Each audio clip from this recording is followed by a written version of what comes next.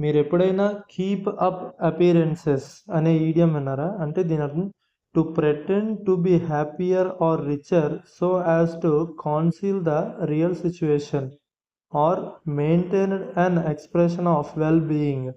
అంటే నిజమైన పరిస్థితి లేదా భావనలో ఎలా ఉన్నప్పటికీ బయట వారి ముందు మంచి లేదా సానుకూలమైన రూపాన్ని కాపాడుకోవడాన్ని ఈ కీప్ అప్ అపియరెన్సెస్ అనే ఈడియంతో చెప్పవచ్చును. దీనికి ఎగ్జాంపుల్ చెప్పాలి అంటే she kept up appearances by hosting lavish parties despite her debts.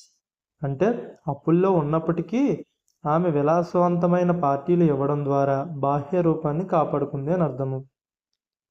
So మీరు ఈ కింద బొమ్మను చూసినట్లయితే బయటికి చూడడానికి చాలా ధనవంతుడిలా ఉంటాడు కానీ యాక్చువల్గా లోపలికి బిల్లులు అప్పులు వీటన్నిటితో కూరుకుపోయి ఉంటాడు.